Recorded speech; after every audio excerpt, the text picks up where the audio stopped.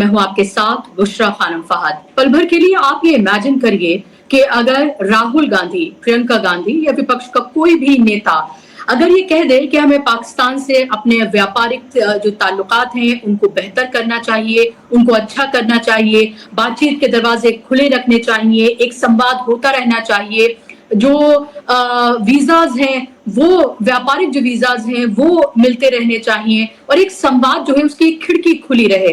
तो सोचिए अब तक जो गोदी मीडिया है या भारतीय जनता पार्टी है या बीजेपी आईटी सेल है उसने कितनी हाय तौबा मचा दी होती। अब तक तो सर्टिफिकेट्स बढ़ चुके होते राहुल गांधी से लेकर और तमाम जो नेता जो अगर इस तरह की कोई भी बात कहते या इसकी एक लाइन भी अगर इस्तेमाल कर लेते तो उन्हें देशद्रोही अब तक करार दे दिया होता, पाकिस्तान परस्त, मुस्लिम परस्त करार देके कह दिया होता देखिए हम तो कह ही रहे थे कि तो मुस्लिम लीग पार्टी है।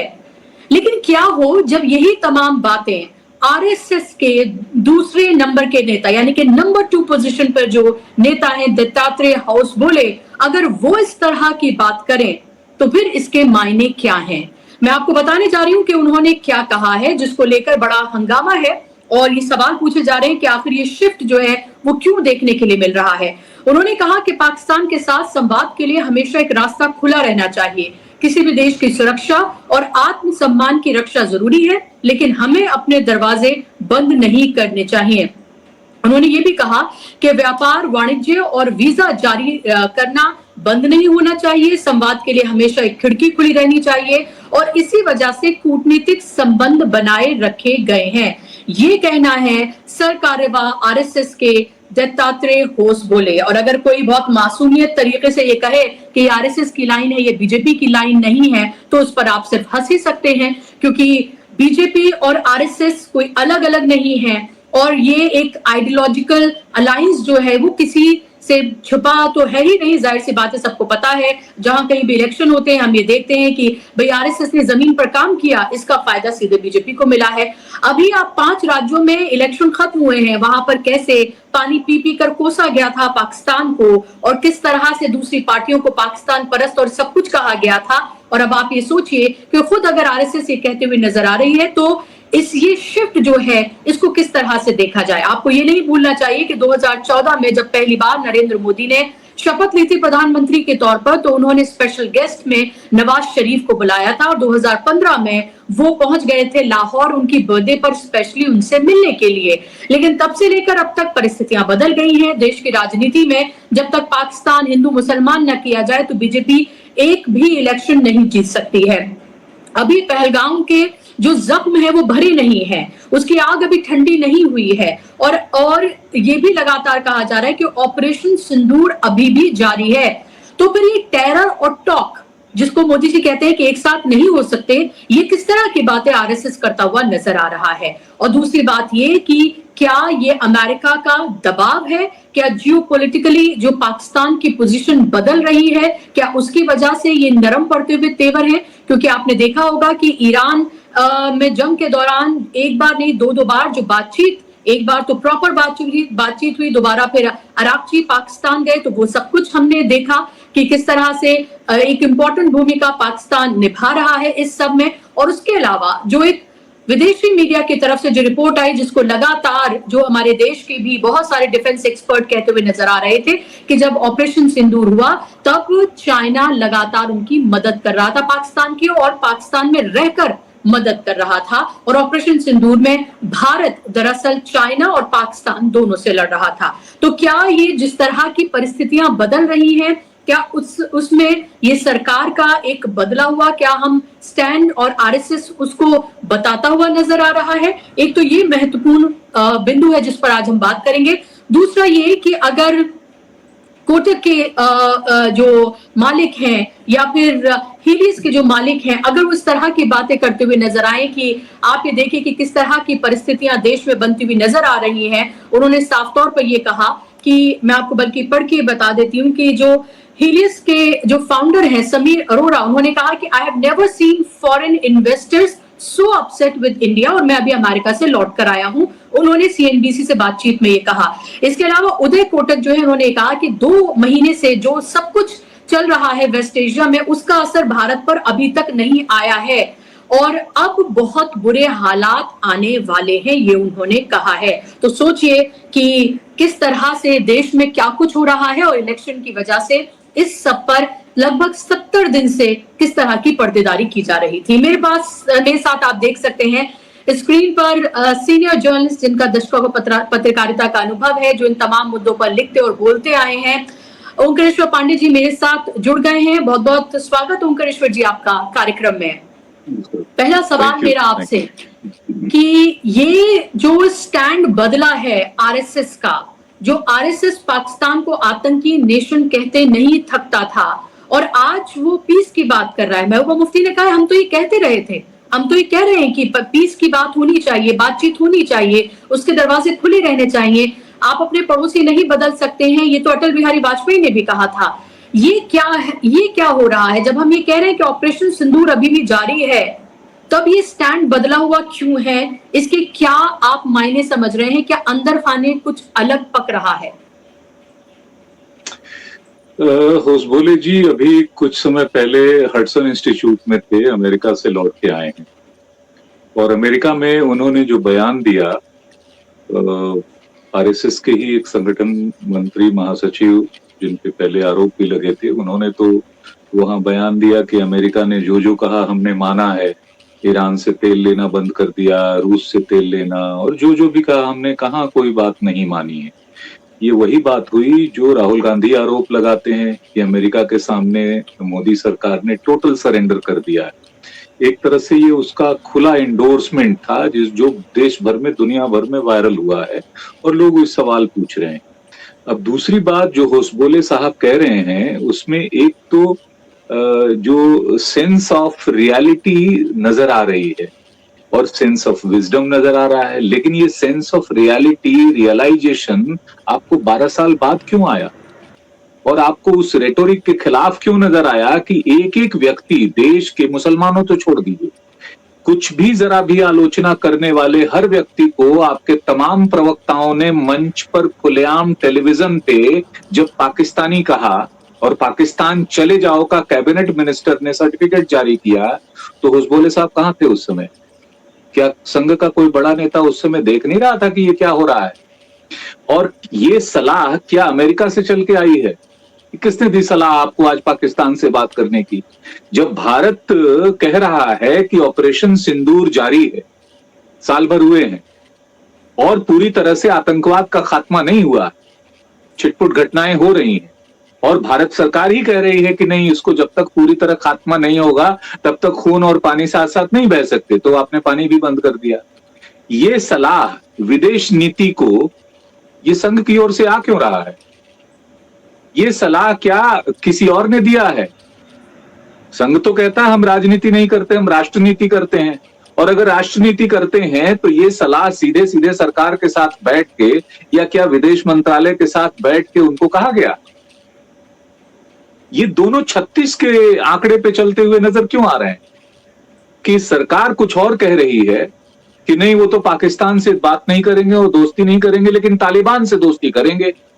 तालिबान के मुसलमान जो और कट्टर हैं वो दोस्त हैं, और पाकिस्तान के साथ बात करने वाला तो राहुल गांधी से लेके और एक आम आदमी तक, टेलीविजन चैनल पे कोई पत्रकार ही कह दे तो तुरंत कह देंगे आप पाकिस्तान चले जाओ, आप पाकिस्तान परस्त हो, आप मुसलमान परस्त हो, आप देशद्रोही हो और पता नहीं क्या क्या हो। ये क्या संघ के लोग ये टेलीविजन नहीं देखते? क्या सोशल मीडिया नहीं देखते? उन्होंने कभी इस पर कहा है यह सब बंद करो और ये नहीं होना चाहिए?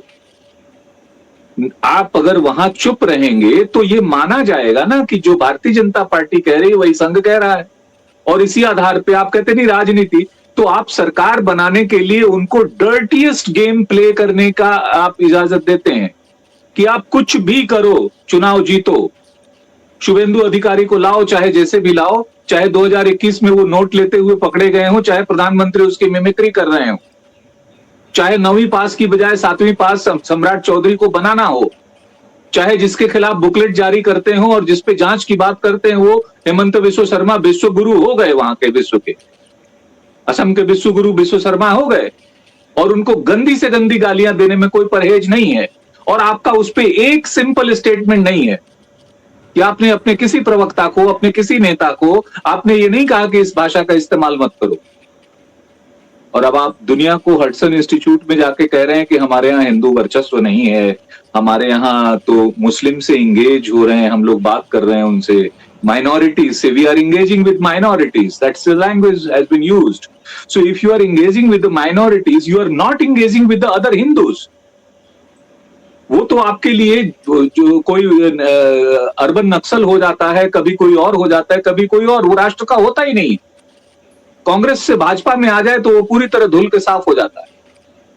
ये दोहरापन सबसे पहले बंद करना पड़ेगा। ये रियलाइजेशन अगर विजडम आया है तो ये विजडम टूथ निकलने से पहले आपको बैठ के बात करनी चाहिए, राष्ट्र से बात करनी चाहिए कि भाई हम राष्ट्र नीति का निर्माण कर रहे हैं और राष्ट्र के ये कौन लोग हैं, सलाहकार कौन है जो आपको राष्ट्र नीति की सलाह दे रहे हैं, ऐसी सलाह दे रहे हैं जिसके विपरीत आपकी पार्टी काम कर रही है। भारतीय जनता पार्टी आपकी सलाह के बिल्कुल विपरीत काम कर रही है, आप बिल्कुल विपरीत सलाह दे रहे हैं। तो इससे अच्छा ये सलाह तो राहुल गांधी को दीजिए कि भाई अब ये हमारी नहीं सुन रहे हैं। आश्चर्य हुआ जब पश्चिम बंगाल में, जो कि श्यामा प्रसाद मुखर्जी का बर्थ प्लेस रहा है, सबसे बड़ा एक गढ़ जिसको कहते हैं कि हिंदुत्व के आपके उसका रहा है विचारधारा का, उस मंच पे कहीं पर भी न श्यामा प्रसाद मुखर्जी नजर आए, न दीनदयाल उपाध्याय नजर आए, न अटल बिहारी वाजपेयी नजर आए, और तो और उसके शपथ ग्रहण समारोह में संघ का कोई बड़ा नेता नजर नहीं आया। आप क्यों नहीं थे? ये अगर बहुत बड़ी जीत हिंदुत्व की थी तो आप वहां शुभेंदु अधिकारी के साथ फोटो खिंचवा लेते, क्या फर्क पड़ता? ये जो 36 का चल रहा है ना, उसमें देश पिस रहा है, देश के लोग जो हैं वो पिस रहे हैं। वो कह रहे हैं आप ये मत करिए, लेकिन आप वही करते हैं। आपको रियलाइजेशन 12 साल बाद होता है। अगर यही मीडिया ने आपको पहले समझाया होता, इसीलिए कहा जाता है ना, क्रिटिक को रखिए अपने साथ, चापलूस तो सभी रखते हैं, क्रिटिक को रखेंगे तो निंदक नियरे राखिए आंगन कुटी चवाए। प्रेसिडेंट ट्रंप को आखिरी दौर में क्यों उनको महसूस हुआ कि पिट्स यू सेड इट? क्योंकि पिट्स जैसे जो भी लोग अगर सत्ता में उनके वो हैं, अगर सलाहकार हैं, चाटुकार हैं, तो उनके अनुसार जो भी कहेंगे हाँ में हाँ मिलाएंगे। ये बात 12 साल बाद आज क्यों हुई? ये बात तो पुलवामा से पहले भी हो सकती थी। पुलवामा और पहलगाम होता ही नहीं। अगर शांति अमन की ही बात कर रहे हैं तो ये बात जिस समय चाइना में प्रेसिडेंट ट्रंप घूम रहे हैं, उस समय हमें ये क्यों ज्ञान आ रहा है कि हम पाकिस्तान से, और पाकिस्तान से तब जब वो चाइना से दोस्ती कर चुका, जब वो रशिया से दोस्ती कर चुका, जब वो ट्रंप के साथ उनके मीडिएशन में लगा हुआ है इजराइल के, तो हम फादरलैंड इजराइल को क्या कहेंगे अब कि हम पाकिस्तान से दोस्ती करने जा रहे हैं? मतलब ये जो खिचड़ी आपने इतनी बना दी है, इतनी कड़वी खिचड़ी बना दी है कि इसको खीर बनाना मुश्किल है। ये नहीं बन सकता खीर। इसके लिए आपको बैठ के संवाद करना होगा लोगों से। रियलाइजेशन है तो उस रियलाइजेशन को पब्लिकली एक्सेप्ट करना होगा कि नहीं, ये गलतियां हमारी सरकार ने की हैं। आपके समर्थन की सरकार है, आप ही उसके लिए बुनियाद तैयार करते हैं और फिर आप कहते नहीं। क्या आप शिफ्ट देख रहे हैं विदेश नीति में? सबसे ज्यादा क्रिटिसिज्म अभी अगर मोदी सरकार की किसी चीज का हो रहा है तो उनकी विदेश नीति है, क्योंकि पता ही नहीं है कि क्या नीति है। अभी आप ये देखिए कि अरागची भारत में होंगे, मोदी से भी उनकी मुलाकात होगी before he leaves for UAE. इसके अलावा ट्रंप जो है वो चाइना में है, पाकिस्तान को लेकर ये बात कही जा रही है।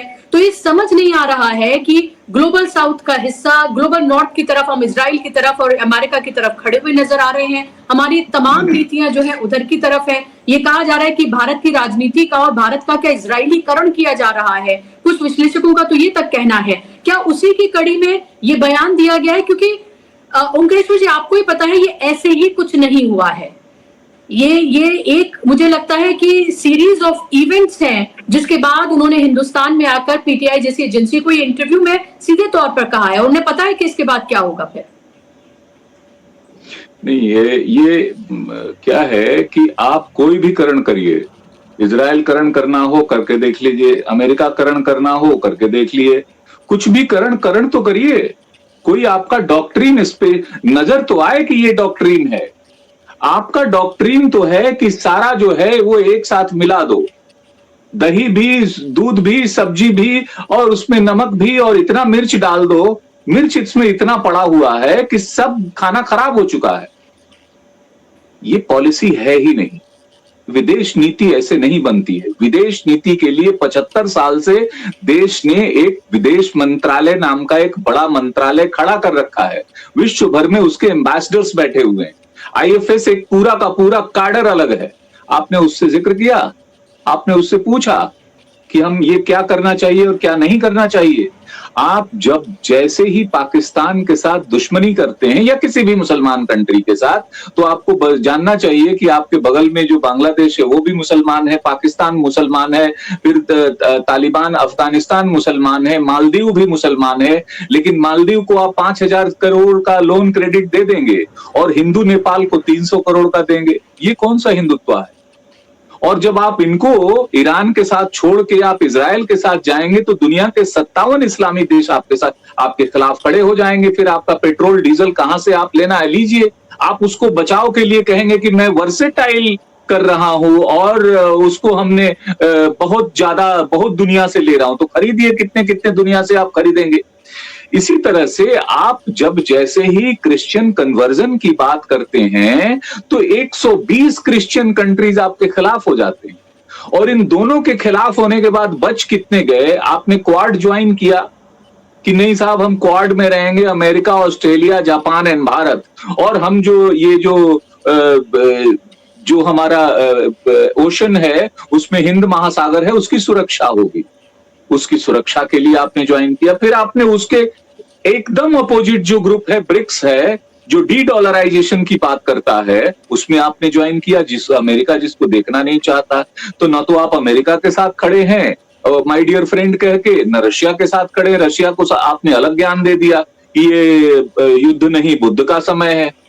रशिया नाराज हो गया। रशिया जाहिर है उसने पाकिस्तान के साथ दोस्ती मिलिट्री एक्सरसाइज शुरू कर दी है। तो आपने दुनिया में हर मुल्क का साथ खुद ही छोड़ दिया है और उसके बाद वापस अब आ रहे हैं कि नहीं अब तो पाकिस्तान से बात करनी चाहिए। ये इस देश को सिर्फ भ्रम में नहीं रखा जा रहा है, अपनी पार्टी इनकी भ्रम में आ गई है, मति भ्रम हो गई, दिशाहीन हो गई है पूरी तरह से। समझ नहीं आ रहा कि किस रास्ते पे चले, और सिर्फ इसलिए नहीं समझ में आ रहा है कि इनको क्रिटिसिज्म सुनना नहीं आता। जब तक आप क्रिटिसिज्म नहीं सुनोगे, आप इस तरीके से जो रिजल्ट आ रहा है, आप इकोनॉमिक पॉलिसी देख लिए उदय कोटक के ही साथ, जिन्होंने कहा है कि 11 trillion has been wiped out. वो कहां से वाइप्ड आउट हो गए? जरा उनका ट्विटर हैंडल देखिए, 11 ट्रिलियन। आप 5 ट्रिलियन कब बनने वाले थे? 2024 में, आज 26 आ गया और अभी तक 5 ट्रिलियन का, वो 5 ट्रिलियन भी आप नहीं बनाते। हमारे देश की जनता, वो हमारा इतना है, पॉपुलेशन है कि उस हिसाब से, और अगर मनमोहन सिंह की स्पीड होती तो बन जाता। आप डिमोनेटाइजेशन भी करेंगे, नहीं भी करेंगे। आपने 2000 का डिमोनेटाइजेशन ऑफिशियली किया है आम पब्लिक के लिए, लेकिन सरकार उसके लिए तो नहीं, आरबीआई पर लिखा हुआ है कि डिमोनेटाइज नहीं है।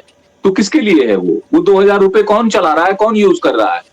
उसी तरह आप गोल्ड लोन पे अभी आपने जारी कर दिया कि नहीं, गोल्ड का जो खरीदिए मत, लेकिन हम तो देख रहे हैं कॉर्पोरेट्स खरीद रहे हैं, इंस्टीट्यूशंस खरीद रहे हैं। तो ये हो क्या रहा है? ये क्यों हो रहा है? आज जब इतने अच्छे दिन आ गए हैं देश के, तो इन अच्छे दिनों में इतने बुरे हालात कैसे पैदा हो गए? इसके लिए भी ढूंढिए। आपने एक इंदिरा गांधी का वो ढूंढा, एक वायरल किया उस पे, व्हाट्सएप पे, उसको द हिंदू ने उसको डिबंक करके दिखा दिया कि ये गलत वो है, स्क्रीनशॉट दिखाया जा रहा है उस समय के अखबार का। तो झूठ से देश नहीं चल सकता, झूठ से दुनिया नहीं चल सकती। दुनिया ने अगर ट्रंप का साथ छोड़ा है तो उनके झूठ के कारण छोड़ा है, उनके इन्हीं पॉलिसीज के कारण छोड़ा है, जिसके तहत वो 2015 में जब COPOA में बाकायदा ईरान से नॉन न्यूक्लियर होने की बात हो रही थी कि न्यूक्लियर एनरिचमेंट कम कर देंगे, और उस पर समझौता था। 5 P5 कंट्री थे, +1 जर्मनी भी था। उसको छोड़ के निकल गए कि नहीं साहब हम अकेले कर लेंगे। आप भी यही काम कर रहे हैं। अब जब सब जगह से घूम के वापस आ रहे हैं तो आप कह रहे नहीं, पाकिस्तान से बातचीत भी होनी चाहिए, क्रिकेट भी होना चाहिए। तो फिर ऑपरेशन सिंदूर तो अभी जारी है, वो बंद कहां हुआ है? उसकी घोषणा कहां हुई है कि वो बंद हो गया?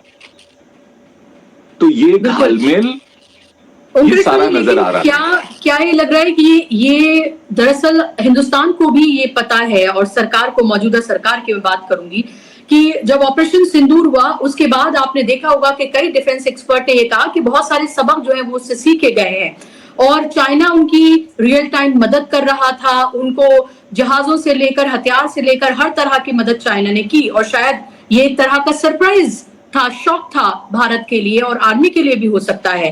क्या अब उन्हें पता है कि अगर इस तरह की परिस्थितियां कभी अगर बनती हैं पोजिशनिंग के लिए, जिस तरह से हमने देखा है ये करती हुई नजर आती है ये सरकार, तो वो पाकिस्तान से सिर्फ उनकी लड़ाई नहीं होगी बल्कि चाइना से भी होगी और हो सकता है रशिया से भी हो, और हो सकता है अब तो ईरान भी उनका दोस्त है, वो भी किसी तरह से मदद करे। और अमेरिका तो आप ये कहते थकते ही नहीं है मुनीर को लेकर और मौजूदा पीएम को लेकर कि वो कितने ग्रेट लोग हैं।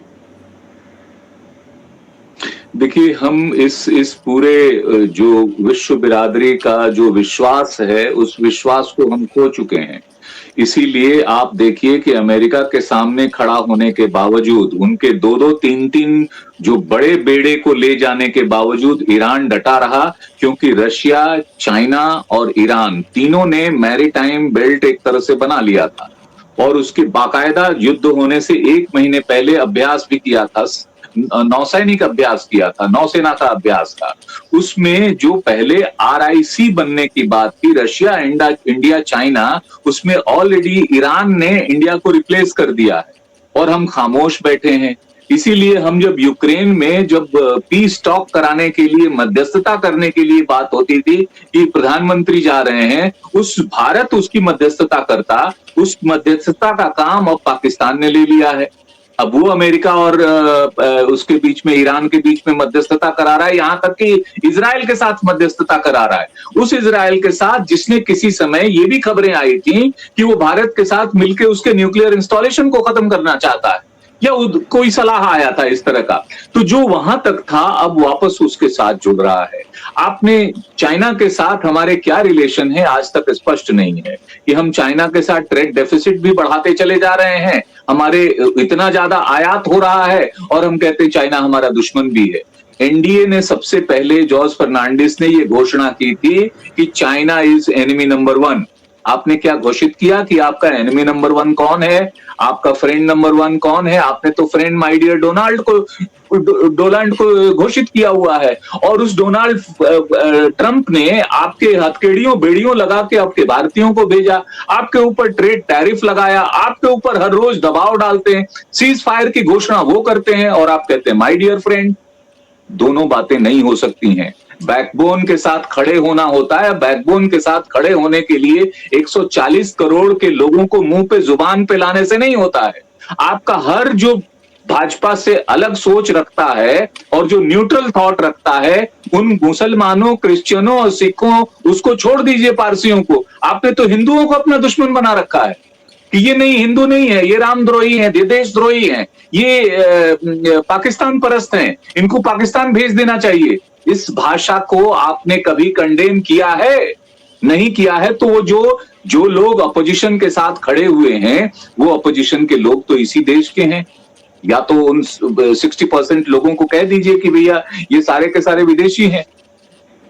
ये पूरा का पूरा आपको नैरेटिव राइट करना पड़ेगा, नैरेटिव को रीराइट करना होगा। नैरेटिव आपका गलत हो गया है, आपकी सोच जो है गलत दिशा में जा रही है, उसका असर इकोनॉमी पे है, उसका असर फॉरेन पॉलिसी पे है, उसका असर सिक्योरिटी पॉलिसी पे है, उसका असर आपकी अपनी पार्टी पे है, उसका असर आपके 100 साल के हिंदुत्व के आंदोलन पे है, जिसको आप कह रहे हैं कि नहीं, भारत को अब तो हिंदू राष्ट्र बनाना नहीं चाहिए, घोषित नहीं करना चाहिए। अगर नहीं घोषित करना चाहिए तो 100 साल से आप ये आंदोलन क्यों चला रखे हैं? और भाजपा तो कह रही कि आप एनजीओ हैं, तो या तो आप एनजीओ के शामिल हो जाइए। 43 लाख एनजीओ इस देश में हैं, जिसको मिनिस्ट्री ऑफ सोशल डिपार्टमेंट का एक डायरेक्टर डील करता है। और अगर नहीं है तो सरकार को आपको कहना चाहिए कि हम क्या हैं। विचारधारा में राष्ट्र नीति और राजनीति में आप राजनीति, इतनी गंदी राजनीति करने देते हैं और उसके बाद कहते हैं कि नहीं। आपने कहा डेमोग्राफिक चेंज, डेमोग्राफिक चेंज में आपने एक सवाल पूछा है भाजपा से कि 5 साल 6 साल अटल बिहारी वाजपेयी की सरकार और 12 साल तुम्हारी सरकार, टोटल तुमने कितने बांग्लादेशी निकाले हैं? और अगर नहीं निकाले हैं तो हर चुनाव में ये मुद्दा क्यों है? एसआईआर में कितने लोगों को निकाला है? जितने लोगों के 65 लाख लोगों के बिहार में नाम कटे, एनआरसी में 19 लाख लोगों के नाम कटे, उसमें से क्या 19 निकाले गए हैं? और अगर नहीं है तो इस देश में इतना जहर क्यों फैलाया जा रहा है? तो पाकिस्तान से बातचीत करनी हो या ईरान से करनी हो या अमेरिका से करनी हो, किसी भी देश से करनी हो, उससे पहले भारत से संवाद करना होगा आपको। अपने नैरेटिव को राइट करना होगा, रीराइट करके उसको ठीक करना होगा। नहीं तो इसका कोई मतलब नहीं है कि आप इसको कहें कि अचानक देश मान जाए कि उनके ऊपर अभी गोले फेंकने हैं और तुरंत कहें कि नहीं अब उसके बाद जो है उनके साथ जो है फुटबॉल भी खेलना है, क्रिकेट के गोले फेंकने हैं। बिल्कुल। लास्ट में बस अगर एक लाइन में आप ये जवाब दे दें कि जो हमने बात की, जिस तरह से उदय कोटक और इसके अलावा समीर अरोड़ा ने जो बात कही है दोनों ने, और उसके बाद फिर नरेंद्र मोदी ने जो कहा है, जिसके बाद एक तरह से पूरे बाजार में तमाम जगहों पर हाहाकार मचा हुआ है। लोगों को ये चिंता है कि उनकी करोड़ों नौकरियां जो है जा सकते हैं, कारोबार उनके बंद हो सकते हैं, उन्हें गैस मिलना, तेल मिलना, खाने का तेल मिलना, सब कुछ आने वाले वक्त में बंद हो जाएगा। और लोग ये भी सोच रहे हैं कि जो कहा गया है उससे कहीं ज्यादा छिपाया गया है। अगर आप 2 लाइन में मुझे ये बता सकें कि आने वाले दिनों में किस तरह की परिस्थितियां देश में पैदा हो रही हैं, अगर इतने बड़े कारोबारी सीधा मंच पर आकर बोल रहे हैं जो अब तक नहीं बोलते थे। देखिए, कोविड से ज्यादा परेशानी आर्थिक रूप से इस समय आने वाली है, क्योंकि कोविड के समय भी वर्क फ्रॉम होम चल रहा था, लोगों के पास कम से कम पैसे थे और सिर्फ एक सेवा जो है वो है उसकी स्वास्थ्य सेवा, वो खत्म हुई थी। उस स्वास्थ्य सेवा का के लिए हमारे पास इंफ्रास्ट्रक्चर नहीं था, इतना एंटिसिपेटेड नहीं था। जो गलतियां हुई उसको भी हम 1 मिनट को छोड़ देते हैं। जो लाशें हमने गंगा में देखी, हमने जिस तरह से लोगों सारे देश में जिस तरह से कोहराम मचा हुआ था, अनप्रेसिडेंटेड था, 100 साल में आता है, चलिए उसको मान लिया। उस समय भी लोगों के पास पैसे कम से कम थे। पैसा खत्म होगा तो ये पूरे देश में हाहाकार मचने वाला है। नौकरियां समाप्त हो रही हैं। एयर का आप देख रहे हैं कि उसका सिविल एविएशन की क्या स्थिति है। अमेरिका की तो सबसे लोकप्रिय जो एयरलाइंस स्पिरिट नाम से थी वो बंद हो चुकी है। इसी 1 मई को उसने क्लोज डाउन कर दिया।